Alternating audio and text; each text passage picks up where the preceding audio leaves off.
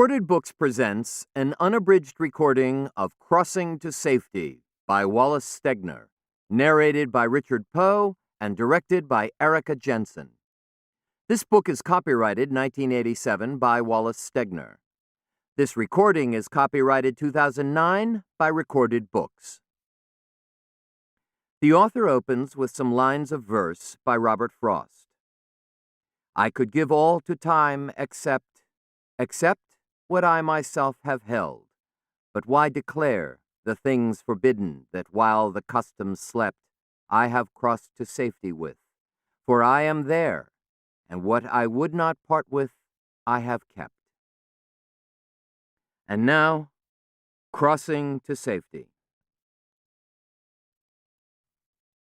Part 1. Chapter 1. Floating upward through a confusion of dreams and memory, curving like a trout through the rings of previous risings, I surface. My eyes open. I am awake. Cataract sufferers must see like this when the bandages are removed after the operation. Every detail as sharp as if seen for the first time, yet familiar too. Known from before the time of blindness, the remembered and the seen coalescing as in a stereoscope. It is obviously very early. The light is no more than dusk that leaks past the edges of the blinds. But I see, or remember, or both, the uncurtained windows, the bare rafters, the board walls with nothing on them except a calendar that I think was here the last time we were, 8 years ago. What used to be aggressively Spartan is shabby now. Nothing has been refreshed or added since Charity and Sid turned the compound over to the children.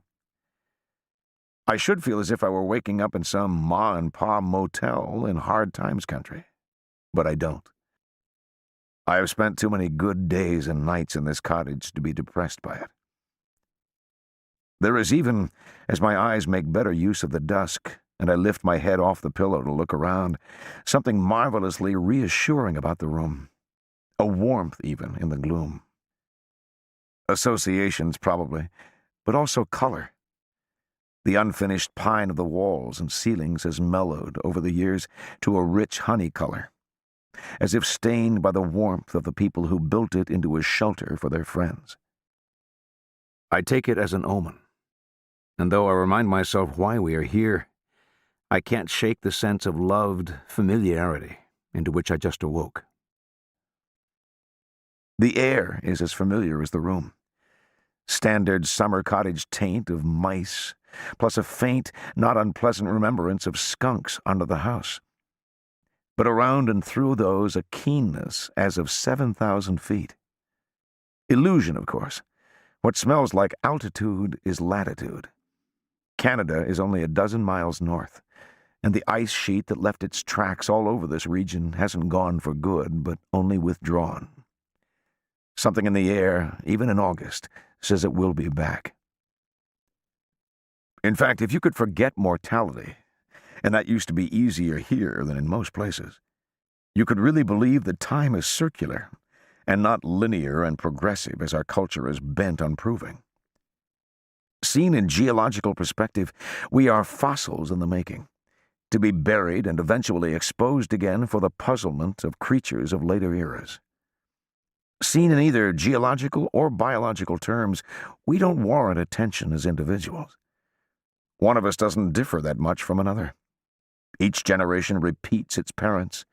The works we build to outlast us are not much more enduring than anthills, and much less so than coral reefs. Here everything returns upon itself, repeats and renews itself, and present can hardly be told from past. Sally is still sleeping. I slide out of bed and go barefoot across the cold wooden floor. The calendar, as I pass it, insists that it is not the one I remember. It says, accurately, that it's 1972, and the month is August. The door creaks as I ease it open. Keen air, gray light, gray lake below. Gray sky through the hemlocks, whose tops reach well above the porch. More than once, in summers past, Sid and I cut down some of those weed-like trees to let more light into the guest cottage. All we did was destroy some individuals. We never discouraged the species.